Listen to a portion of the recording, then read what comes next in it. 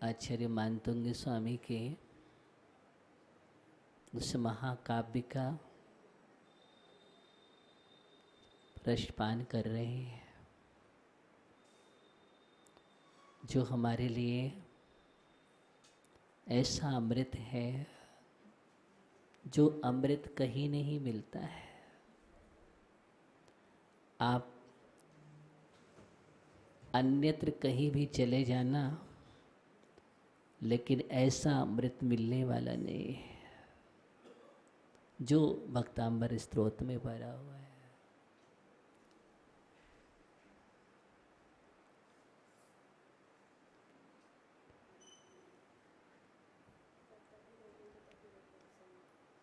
एक एक काव्य रसानुभूति से भरा हुआ है। एक एक काव्य के अंदर अनमोल खजाना है। आचार्य भगवान मानतुंग स्वामी यहाँ पर जो मोक्ष मार्ग का आधारभूत है, जिसको हम नींव कहते हैं, जिसको हम जड़ कहते हैं, जिसके बिना धर्म में प्रवेश नहीं होता है, समस्त साधना का आधार बिंदु है, जिसके आधार पर साधना टिकी होती है, अथवा जिसके होने पर सब कुछ सार्थक है और जिसके नहीं होने पर सब कुछ निरर्थक है। हम कितनी भी साधना करें, तपस्या करें, जापानुष्ठान करें, कितने भी तत्व चर्चा करें, स्वाध्याय करें, बहुत शास्त्रों का ज्ञान अर्जित कर लें, लेकिन जब तक वह योग हमारे जीवन में नहीं होता है, तब तक हमारे अंदर के भगवान बनने का सुयोग प्रारंभ नहीं होता है, अथवा वो सारी उपलब्धियां नहीं होती हैं। उसी योग और सुयोग की चर्चा यहाँ पर मानतुंग स्वामी कर रहे हैं। उसी जड़ की चर्चा कर रहे हैं, उसी नींव की चर्चा कर रहे हैं, उसी आधार की चर्चा कर रहे हैं, उसी अंक की चर्चा कर रहे हैं जो शून्य को महान बनाता है, जिसके होने पर शून्य की कीमत हो जाती है और जिसके नहीं होने पर शून्य हमेशा शून्य रहता है और शून्य शून्य ही देता है और कुछ नहीं देता है। उस अंक की चर्चा है। अंक के साथ शून्य 10 गुना है, अंक के साथ शून्य 100 गुना है, अंक के साथ शून्य 1000 गुना है, लाख गुना, करोड़ गुना बढ़ाते चले जाएंगे तो वो गुणित गुणित क्रम में होता जाएगा और एक बहुत बड़ी संख्या हो जाएगी। लेकिन उस अंक को हटा दिया जाए जीवन से तो लाखों करोड़ों शून्य रख देना, उन सब की कीमत शून्य है। उसी की चर्चा यहाँ पर है, जिसको आचार्य भगवान ने सम्यक्त कहा है, जिसके लिए सम्यक दर्शन समकित या सम्मित के नाम से हम जानते हैं, जिसको हम समीचीन श्रद्धा कहते हैं, सम्यक श्रद्धा, सम्यक निष्ठा और सम्यक आस्था कहते हैं, वह उसका नाम अगर है, जिसको हम मोक्ष महल की प्रथम सीढ़ी कहते हैं। आप पढ़ते हैं मोक्ष महल की प्रथम सीढ़ी या विज्ञान चरित्र। अगर प्रथम सीढ़ी है तो ज्ञान और चारित्र की कीमत है। प्रथम सीढ़ी ही नहीं है तो कितना भी ज्ञान और चारित्र है वह सम्मिक्त नहीं होता है, सभी के सभी मिथ्या है। सभी का सभी मिथ्या है।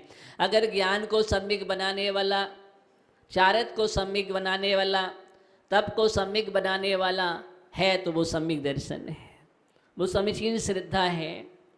हमारे जीवन को अनमोल बनाने वाला अगर कोई है तो वो सम्यक दर्शन है। मोक्ष मार्गी बनाने वाला अगर कोई है तो सम्यक दर्शन है। हमें तराशने वाला और अंदर के भगवान को तलाशने वाला अगर कोई है तो वो सम्यक दर्शन है। इसलिए शास्त्रों में सम्यक दर्शन की महिमा, चाहे हम श्रावकाचार्य पढ़ें और चाहे हम आचार्य ग्रंथों को पढ़ें, रत्नग्रंथ श्रावकाचार्य में पहला अधिकार पूरा सम्यक दर्शन का अधिकार है। रैयण सार ग्रंथ को हम देखते हैं जब आचार्य कुंद कुंद स्वामी के, तो वहाँ पर रैयण सार ग्रंथ में पूरे की पूरी सम्यक की महिमा है। अष्टपाहुड़ ग्रंथ में जब हम देखते हैं तो पहला पाहुड़ ही दर्शन प्राभित के नाम से जाना जाता है, जिसमें पूरा का पूरा वर्णन सम्यक दर्शन का है। और यूँ कहेंगे पूरा अष्टपाहुड़ ही सम्यक दर्शन के साथ। तो हम जहाँ भी जिस ग्रंथ को उठाते हैं, पहले शुरुआत यहाँ से होती है। जीवन की भूमिका अगर बनती है तो यहाँ से बनती है। कितना भी तुम चलो, कितना भी तुम दौड़ो, कितना भी तुम श्रम करो, इसके बिना सब शून्य है। सुबह से शाम तक तुम जाप करना, 1.25 लाख कर लो, करोड़ कर लो, अरबों कर लो, लेकिन समीचीन श्रद्धा के साथ नहीं है तो फिर इस स्त्रोत को तुम कितना भी पढ़ लो, लेकिन एक स्त्रोत के साथ तुम्हारे जीवन में सम्यक श्रद्धा नहीं जुड़ी तो फिर समझ लेना उपलब्धि होने वाली नहीं है।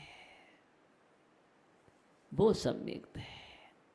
कार्तिकेय अनुप्रेक्षा में कहा गया है, रैणाण महारैणम सब्बम जोअम उत्तमम जोअम रिद्धीर महारिद्धि सब्बम सम्मतम सिद्धियरम। स्वामी कार्तिकेय एक कार्तिक अनुप्रेक्षा ग्रंथ में बहुत अच्छी बात लिखते हैं। और कार्तिकेय अनुप्रेक्षा ऐसा ग्रंथ है, स्वामी कार्तिकेय का एक ही ग्रंथ है, ऐसा बेजोड़ ग्रंथ है जिसके लिए सभी को अध्ययन करना चाहिए, सभी को पढ़ना चाहिए। कार्तिकेय अनुप्रेक्षा नहीं पढ़ा तो समझ लेना कभी कुछ पढ़ा ही नहीं। इसलिए कार्तिकेय अनुप्रेक्षा ग्रंथ को पढ़ना बहुत जरूरी है तो 12 अनुप्रेक्षा का वर्णन, लेकिन क्या विस्तार है धर्मानुप्रेक्षा। जब उसकी पढ़ो, इतनी सुंदर चर्चा है। बहुत ही दुर्लभ अनुप्रेक्षा, इसलिए पढ़ना चाहिए। कौन सा ग्रंथ? कार्तिकेय अनुप्रेक्षा ग्रंथ की बात कर रहा हूं। स्वाध्याय करो उसका, बैठ करके देखो क्या आनंद आता है, क्या रस मिलता है। आगम ग्रंथों को जब जब भी हम पढ़ते हैं तो हमारे अंदर चेतना जागृत होती है।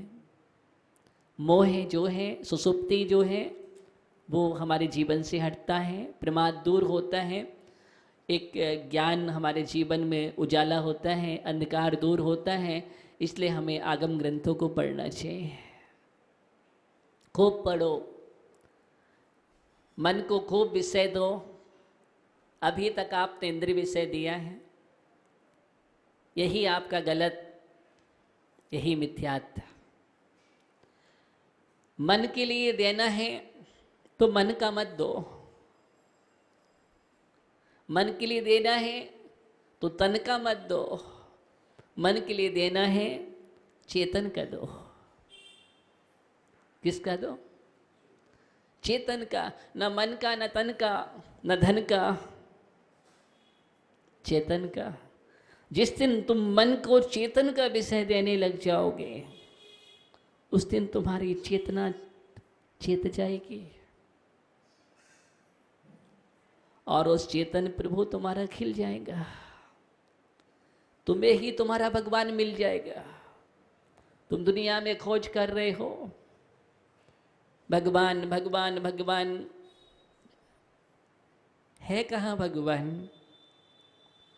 भगवान तुम्हारे पास है और दुनिया में तुम आवाज लगा रहे हो, दुनिया में खोज रहे हो, दर दर के खोजा है हमने, वहाँ भगवान मिलेगा, वहाँ भगवान मिलेगा। जिन जिन ने भी तुम्हें बतलाया, तुमने वहाँ हुआ भगवान खोजा है। यही हमारी आदत रही है। किसी ने कहा कि पत्थरों में भगवान है, तो आपने पत्थरों को पूजा। किसी ने कहा पर्वत पे भगवान है, तो आपने पर्वत को पूजना शुरू कर दिया। और किसी ने कहा इस वृक्ष में भगवान है, तो आपने वृक्षों को पूजना शुरू कर दिया। किसी ने कहा ये धरती भगवान है, तो उसको पूजना शुरू कर दिया। किसी ने कहा आसमां भगवान है, तो उसको तुमने पूजना शुरू कर दिया। किसी ने एक पत्थर रख दिया, उसको पूजा। किसी ने मिट्टी का कुछ बना दिया, उसको पूजा। क्या क्या किस किसको नहीं पूजा हमने? ऐसी कोई चीज नहीं है जिसको तुमने ना पूछा हो और सोचा भी नहीं है कि भगवान हो सकता है कि नहीं हो सकता है।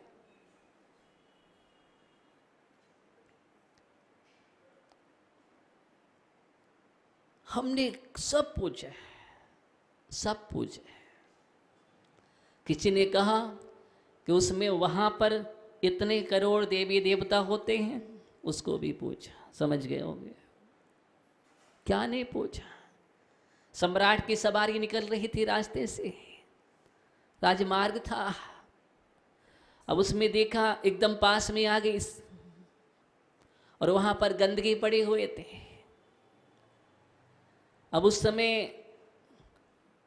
हटाने का समय नहीं था, तो कुछ व्यक्तियों ने क्या किया, सम्राट आ रहा है तो उस पर फूल डाल दिए और फूलों से ढक दिया।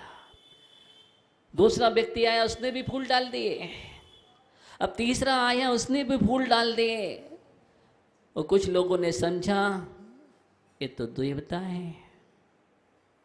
कौन है?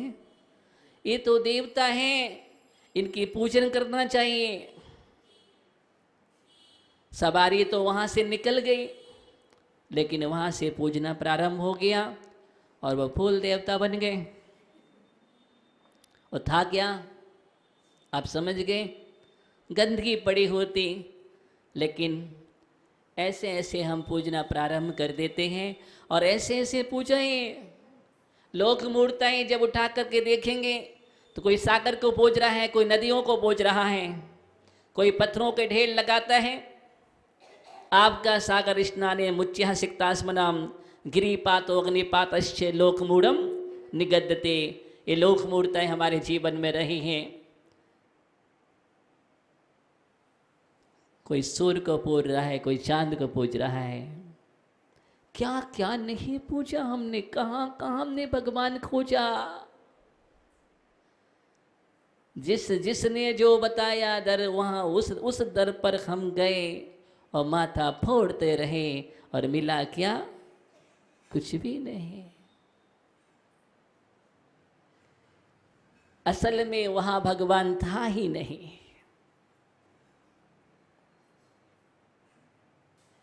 वहां भगवान नहीं था, लेकिन हमारी कहानी वही है। पहले हम उसको पूज रहे थे, लेकिन चूहा लेके भाग गया तो उसको पूजने लगे। फिर हम बिल्ली को पूजने लगे, बोले नहीं, चूहे से ज़्यादा शक्तिशाली बिल्ली है। और बिल्ली पर धावा बोल दिया श्वान ने। और जब देखा बिल्ली कमज़ोर, श्वान मजबूत, तो हम स्वान को पूजने लगे।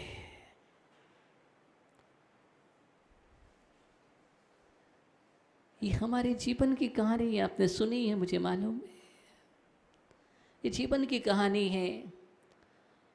और एक दिन स्वान को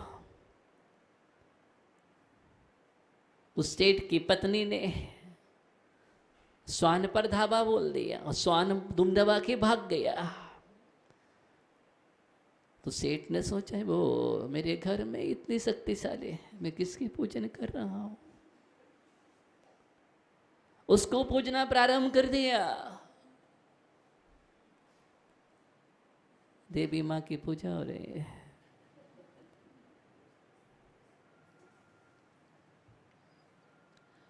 और एक दिन घटना घट गई। पत्नी ने समय पर कार्य नहीं किया, पति को क्रोध आ गया, गुस्सा आ गया, वो पति ने एक झापड़ रसीद कर दिया और वो तिल मिला करके घूम करके चक्कर खा के नीचे, और जैसे ही वो नीचे गिरी सेठ जी की आंख खुली। क्या हुई? आंख खुल गई। अशोक भैया आंख खुल गई। मैं किसको पूज रहा था, किन किन को मार रहा था, इन सब से शक्तिशाली तो मैं स्वयं हूं। मैं स्वयं हूं। दुनिया की ठोकर खा रहा था, दुनिया को मार रहा था, कहाँ कहाँ खोजा है, जबकि शक्तिमान हम स्वयं हैं। सीरियल की बात नहीं कर रहा हूँ, शक्तिमान हम हैं। क्या है? हम हैं शक्तिमान। लेकिन हमने किन किन को शक्तिमान माना पता नहीं। हम कहाँ भूले पड़े हैं सुनील भैया, कहाँ कहाँ खोज कर रहा है। ये हमारे जीवन की कहानी है और वही कहानी यहाँ सुनाई जा रही है। मानतुंग स्वामी वही सुना रहे हैं कि तुमने माथा बहुत फोड़ लिया है, वहाँ मिल जाएगा, वहाँ झोली फैला ली, वहाँ मनोरथ पूर्ण हो जाएंगे, कामनाएं पूर्ण हो जाएंगी, वहाँ मनसा पूर्ण हो जाएगी। तो कहीं मनसा पूर्ण, कहीं कामना पूर्ण। समझ गए? कहीं न कहीं हम भागते रहे। आज भी तुम भाग रहे हो, मुझे मालूम है। और जब तक तुम भागते रहोगे तब तक तुम्हारे जीवन में धर्म का प्रवेश होने वाला नहीं है, मोक्ष मार्ग आने वाला नहीं है, तुम्हारे आत्मा परमात्मा बनने वाले नहीं है, तुम भगवान नहीं बन सकते हो। संसार में घूमते रहोगे, भ्रमित करते रहोगे। आज यहाँ बैठे, कल तुम नरक में बैठे मिलोगे, वहाँ बैठने का चांस नहीं मिलता है। परस्परोदित दुखानाम, परस्परोदित दुख, एक दूसरे को दुख देना, संश्लिष्ट परिणाम होना, वहाँ इतना फुर्सत कहाँ है।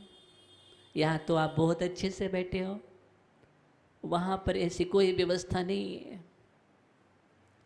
यहाँ पर आपको गर्मी लगती है तो व्यवस्थाएं हैं, देखो चक्रव्यूह चल रही हैं।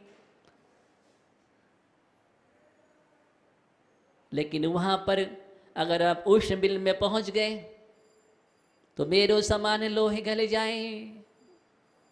पढ़ते हो ना, इतनी उष्णता है वहाँ पर। फिर आपके पास व्यवस्था भी नहीं है कि आप नंबर डायल कर लो, मेरी व्यवस्था करो।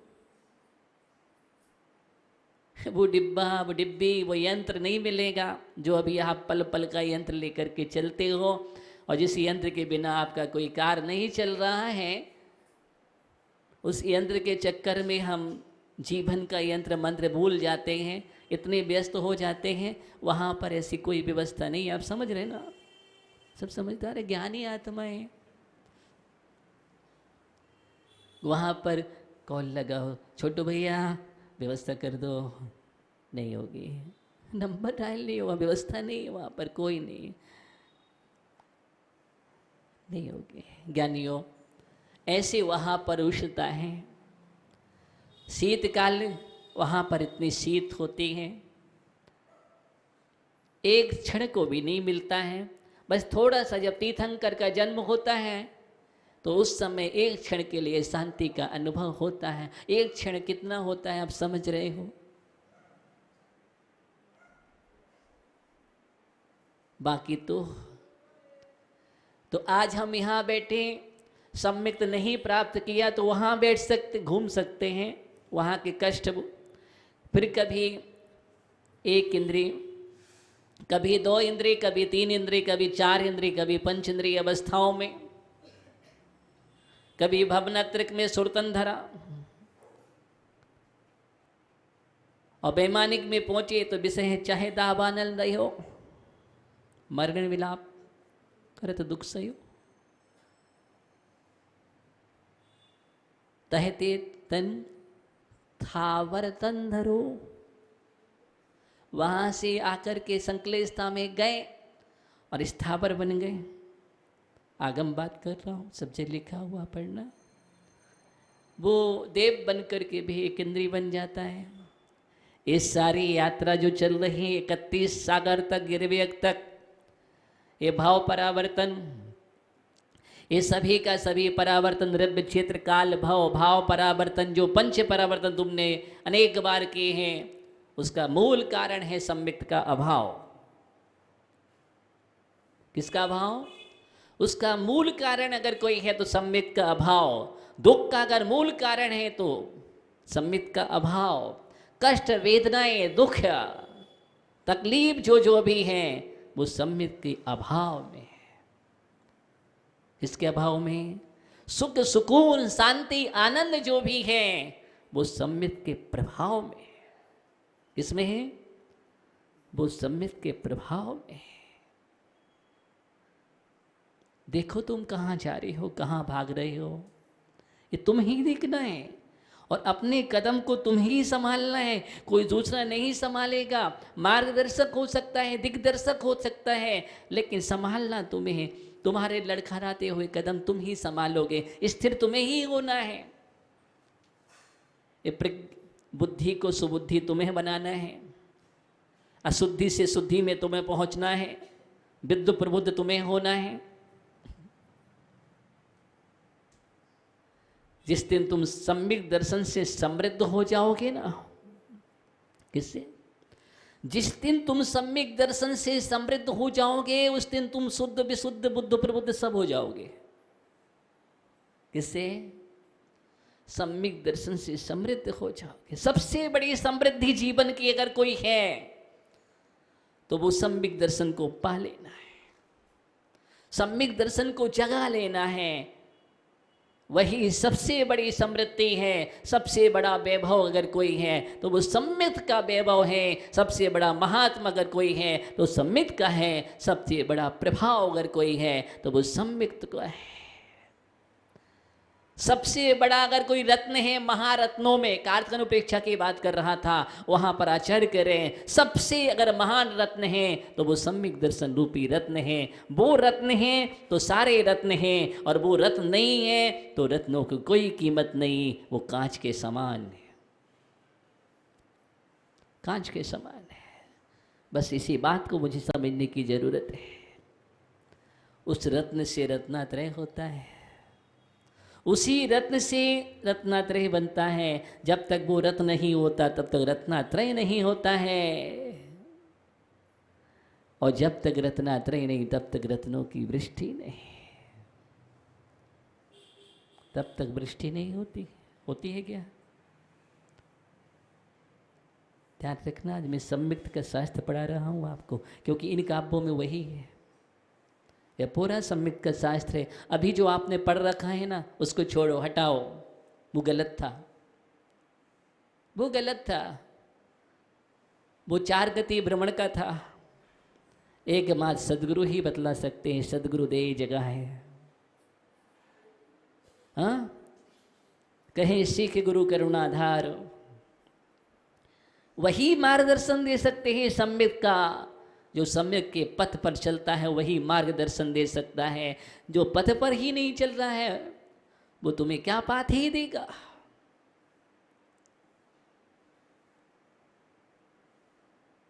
इसलिए मानतुंग स्वामी यहां पर एकदम गहरी आस्था के साथ भगवान की आराधना में डूब गए हैं और वितराग परमात्मा की स्तुति करने में इतने लवलीन, इतने लीन हो गए हैं, इतने रत हैं, और उपदेश दे रहे हैं, मार्ग बतला रहे हैं, सम्मित का मार्ग बतला रहे हैं। आनंद ही आनंद जहाँ पर है, शांति बरस रही है, अपूर्व लाभ हो रहा है। जहाँ जो परिणाम कभी नहीं हुए थे वो अपूर्व परिणाम हो रहे हैं। कौन से परिणाम? अपूर्व परिणाम। ध्यान देना, हम यहाँ पर बैठे हैं ना, अपूर्व परिणामों के लिए बैठे हैं। बैठ कर के अपूर्व परिणाम होना चाहिए, जो पहले हुए वो नहीं। अपूर्व का मतलब है नया नया परिणाम, नया नया आनंद, नई नई अनुभूति होनी चाहिए। अनुभूति करो, ये भक्ति की भी अनुभूति है। एकदम आह्लाद उत्पन्न होता है ना जब चर्चा करने में इतना आह्लाद है। किसमें? ज्ञानियों ध्यान देना, चर्चा करने में जब इतना आह्लाद हो रहा है तो भक्ति में डूबने पर, अवगाहन करने पर कितना आनंद होगा। नवीन भैया, कितना आनंद होगा, सोचना, विचार करना। अभी आप अवगाहन नहीं करते हो, हाँ अवगाहन नहीं करते हो। अवगाहन जिस दिन तुम करने लग जाओगे ना, तो तुम्हारे मन और मस्तिष्क से और हृदय से मिथ्यात्व के परमाणु दूर हो जाएंगे। किसके? मिथ्यात्व के परमाणु तुम्हारे अंदर नहीं रहेंगे, एक भी परमाणु नहीं बचेगा, क्योंकि वो परमाणु अंधकार के परमाणु हैं। किसके हैं? अंधकार के परमाणु हैं। तुम्हारे जीवन में अंधकार नहीं रहेगा, तुम फिर दुनिया के चक्कर नहीं लगाओगे। कोई दुनिया में लुभा नहीं सकता तुम्हें, कितना भी कोई आ जाए, लेकिन नहीं, कितने भी रूप धारण कर लें, चाहे कोई बहरूपिया समोसरन बना के भी बैठ जाए, लेकिन आपका वीतराग श्रद्धान जो है उस ओर भी आकर्षित नहीं होगा, क्योंकि आपको श्रद्धान हो चुका है कि तीर्थंकर 24 ही होते हैं, 24 हो चुके हैं, 25वां तीर्थंकर नहीं होता है। सुनील भैया, 25वां तीर्थंकर नहीं हो सकता है, और कोई तीर्थंकर बना के अपने को पेश करे तो समझ लेना ये संभव नहीं है, ये तो कोई बहरूपिया है या अज्ञान से प्रेरित है। 24 तीर्थंकर हुए। भारत क्षेत्र ऐरावत क्षेत्र का सिद्धांत है, नियम है कि तीर्थंकर 24 ही होते हैं। इसलिए रानी रेवती का श्रद्धान, इसका रानी रेवती का श्रद्धान सभी भाग जाते हैं, राजा भी चला गया, लेकिन रानी उत्सुक नहीं हुई। रानी ने कहा कि नहीं नहीं, हो चुके हैं, अब कोई नहीं, नारायण 9 ही हुए हैं, 10वें नारायण नहीं हो सकते हैं, बलभद्र 9 ही हुए हैं, 9 ही होते हैं, चक्रवर्ती 12 ही होते हैं, तीर्थंकर 24 ही होते हैं, सलाकापुर 63 ही होते हैं। अब कहाँ से ऐसा मजबूत श्रद्धान? हमारा आप, हमारा परमात्मा वीतरागी ही होता है, हमारा गुरु निर्गंथ ही होता है, रत्नात्रयधारी ही होता है, माँ जिनवाणी जिनेंद्र की देशना ही होती है। ऐसा श्रद्धान का नाम सम्मित है। मैं व्यवहार सम्मित की चर्चा कर रहा हूँ, और जब व्यवहार होगा तब निश्चय में पहुँचोगे। जब तक व्यवहार ही नहीं हुआ तब तक निश्चय नहीं हो सकता है। साधन से साध्य होता है, साध्य से साधन नहीं होता है। कि पहले निश्चय होता है फिर व्यवहार होता है। नहीं ज्ञानी, पहले व्यवहार होता है फिर निश्चय होता है। निश्चय मंजिल हो गया, अब हम मंजिल पर पहुंच गए तो वापस सीढ़ियों पर आने क्या? नहीं, हमने निश्चय को भी गलत मान लिया कहीं से। पहला निर्णय होता है, निर्णय का नाम निश्चय नहीं है। इसका नाम निर्णय होना अलग बात है और निश्चय होना अलग बात है। निर्णय तो ये हमने किया है कि वीतरागी देव ही हमारा देव है, ये निर्णय। ऐसा श्रद्धान करने से ऐसा होता है, ये निर्णय है। फिर उसका आचरण करना व्यवहार है, फिर उसमें स्थिर हो जाना निश्चय। क्या? फिर उसमें स्थिर हो जाना निश्चय है। तो पहले निर्णय, फिर व्यवहार, फिर निश्चय होता है। इसी बात को मुझे समझना है। निर्णय तो करना ही चाहिए मुझे। अभी तक तो हमने निर्णय ही नहीं किया अपने जीवन में। क्या नहीं किया? निर्णय ही नहीं हुआ है मेरे जीवन का कि मुझे मनुष्य भाव मिला है, जैन कुल में आ गए हैं, इतना अच्छा योग संयोग मिला है, अब मुझे क्या करना है? अभी तक निर्णय ही नहीं हुआ है। निर्णय करो, संकल्प के साथ आगे बढ़ो, व्यवहार है, और उस संकल्प को पालो, निश्चय। ध्यान देना, ये सिद्धांत हमारे जीवन में आ जाए, बस मैं यही चाहता हूँ। तो आचार्य कार्तिकेय स्वामी की चर्चा कर रहा था, उन्होंने कितनी अच्छी बात कही है कि समस्त रत्नों में अगर कोई महारत्न है तो वो क्या है? सम्यक दर्शन है। सब कुछ चला जाए दुनिया में सब, लेकिन सम्यक दर्शन नहीं। सम्यक दर्शन है तो तुम दुनिया में हर जगह माला माल हो, और सम्यक दर्शन है नहीं है तो माला माल, और नहीं है तो कंगाल। कितने भी तुम करोड़पति, अरबपति, खरबपति कितने भी बन जाना, कोई भी बन जाओ, टाटा बिरला, कुछ भी हो जाओ, 6 खंड भी पालो, लेकिन सम्यक दर्शन शून्य अगर हो तो वही सबसे बड़ा कंगाल है। और सम्यक दर्शन से युक्त हो, नहीं है बाहरी वैभव, कोई बात नहीं, तुम माला माल हो, माला माल लो, क्योंकि सबसे बड़ा तुम्हारे पास वही है जिससे सब कुछ मिलता है। वो तो चिंतामणि, रत्न, कल्पवृक्ष, कामधेनु सब तुम्हारे पास क्या है? सब तुम्हारे पास है। सम्यक दर्शन ही चिंतामणि, कामधेनु, कल्पवृक्ष।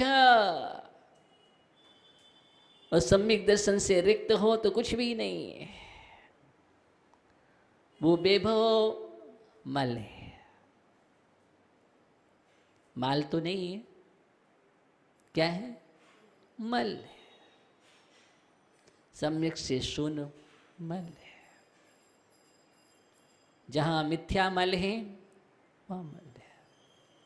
इसलिए मल से दूर हट करके अमल करो। अनिल भैया, क्या करो?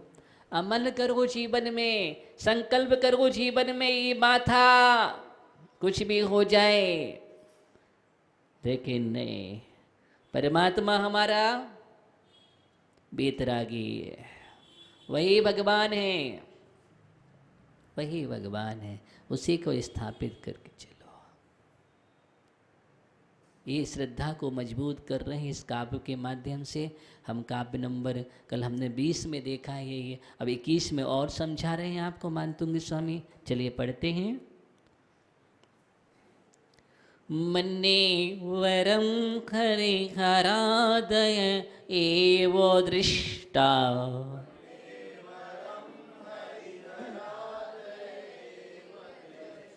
दृष्टेषु एषु हृदयं त्वयि तोषमेति।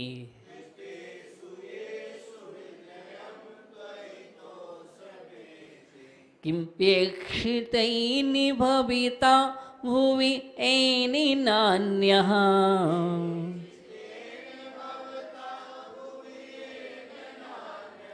कश्चिन्मनोहरति नाथि भवान्तरेऽपि।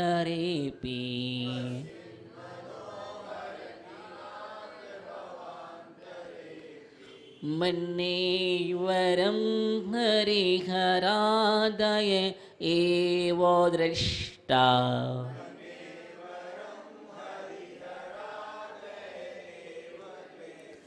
दृष्टेषु एषु हृदयं त्वयि तोषमेति।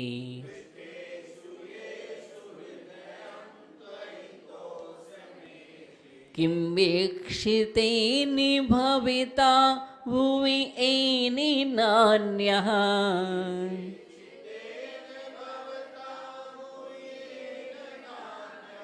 कश्चिन्मनोहरति नाथि भवान्तरेऽपि।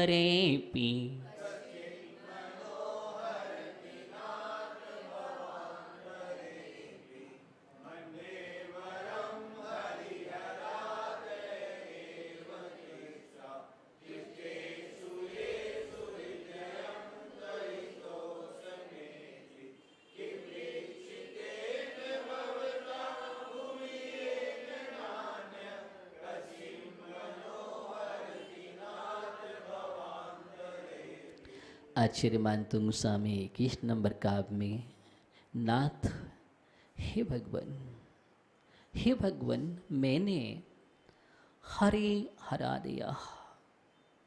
हरि हर आदि देवों को दृष्टा देखा है। किसको देखा है? हरिहर आदि देवों को दृष्टा माने देखा। यो और बे ही बरम मैंने माना है कि उत्तम है। अभी तक जब तक मेरी आंख नहीं खुले थे बरम उत्तम है। मन्ने माने ऐसा मैं मानता था, ऐसा मैं मानता था। ऐशो क्योंकि दृष्टेषु उनकी दृष्टेषु माने देख लेने पर भी हृदयम हृदय को त्वयि आप में तोषम इति संतोष प्राप्त होता था। उनको देख लेने से मुझे संतोष प्राप्त होता था। उस समय की बात चल रही है। ये कहानी भूतकाल की है। किसकी कहानी है? अतीत की बात कर रहा था।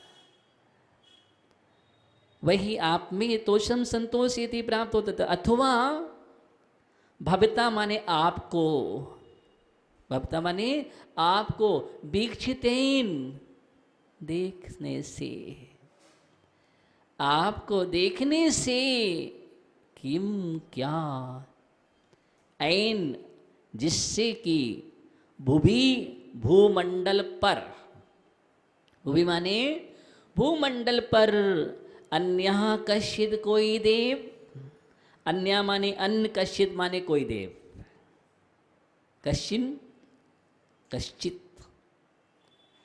कोई देव, भवांतरे अपि, भवांतरे प्लस अपि, भवांतर में जन्मांतर में, अपि माने भी, मनः मेरे मन को ना हरती, मेरे मन को ना हरती, हरण नहीं कर सकता है। आपको देख लेने से अब मेरे मन को कोई भी इस भूमंडल में कोई ऐसी शक्ति नहीं है, चाहे इस भाव में हो चाहे जन्मांतर में हो, कि रे मेरे मन को हरण कर सके, क्योंकि मैंने आपको देख लिया है। सर्वज्ञ सर्वदर्शी सर्वज्ञ प्रभु वितरागी परमात्मा को एक बार देख लिया। अब देखने के बाद किसी को देखने के लिए मेरा मन परम आनंद, परम संतोष, सर्वोत्त और सर्वोत्कृष्ट को देख लिया है। और क्या कह रहे, अच्छा रहा कि आप उनको सबको पहले देख लिया फिर इनको देखा है, नहीं तो पहले देख लेते और सही नहीं समझते तो यही सोचते कि अरे इनसे भी कोई और होगा अभी, लेकिन अब देख लिया, अब समझ लिया कि इनसे वो सर्वोत्तम कोई है ही नहीं। हे मानतुंग स्वामी कह रहे हैं। और अब सर्वोत्तम को देखने के बाद मेरी दृष्टि कहीं नहीं जाने वाली है। कहने का मतलब है कि अगर कोई देव है, देवों का देव, देव देव देवादिदेव है। कौन है? देव देव देवादिदेव है। इसलिए अब हमारी दृष्टि में, आस्था की दृष्टि में, आस्था के परमात्मा में अगर कोई विराजमान है तो वो देवादिदेव है और कोई देव नहीं है। जगह भी नहीं है, स्थान भी नहीं है, और किसी को मैं आमंत्रित भी नहीं कर सकता हूँ। अब तो मैं मन में विचार भी नहीं कर सकता हूँ, सोच भी नहीं सकता हूँ, क्योंकि मन मेरा वही लीन हो गया, वही हमारा चित्त लीन हो गया। और जहाँ पर चित्त लीन हो जाता है, यत्रेव सिद्धा तत्रेव, जहाँ पर श्रद्धा मजबूत, तत्रेव चित्तम लीते, वहाँ पर हमारा चित्त लीन हो जाता है। और अब हमारा चित्त तल्लीन हो गया है। कहाँ पर हो गया है? बोलो। वीतराग प्रभु, अच्छे से बोलो ना, बहुत जोर से बोलो कि मेरा भगवान वीतरागी है, मेरा भगवान वीतरागी है, मेरा गुरु निर्ग्रंथ है। हाँ, मेरे जिनवाड़ी जिनेंद्र की देशना है। क्या है? बस यही हमारे 3 परम रत्न हैं। रत्नों में महारत्न यही है, और इसी रत्नों की श्रद्धा करने से सम्यक्त रूपी रत्न की प्राप्ति होती है। समझ गए? उस सम्यक के रत्न की प्राप्ति होती है। तो आचार्य भगवान कार्तिक स्वामी की वह बात और आचार्य मानतुंग स्वामी इस काव्य में बहुत गहराई की चर्चा करते हुए आपको बतला दिया गया है। और बात ये कही गई है कि अब देखो, तुम अच्छा नहीं है कि तुम्हारा जीवन शून्य बना रहे, अच्छा नहीं है कि तुम्हारा जीवन शून्य बना रहे। आचार्य हैं, करुणा करते हैं और करुणा होती है, तो उन्होंने करुणा करके बोल दिया कि शून्य जीवन अच्छा नहीं है, अब शून्य नहीं है, पूर्ण जीवन बनाओ। क्या बनाओ? पूर्ण जीवन बनाओ। और सम्मित की पूर्णता से पूर्णता की ओर कदम बढ़ता है, तभी जीवन पूर्ण बनता है। तो हम शून्य से पूर्ण की ओर चले। ओम नमः शिवाय जाप कर लेंगे। ओम ह्रीं अर्हं नमो पर्ण समनाणम।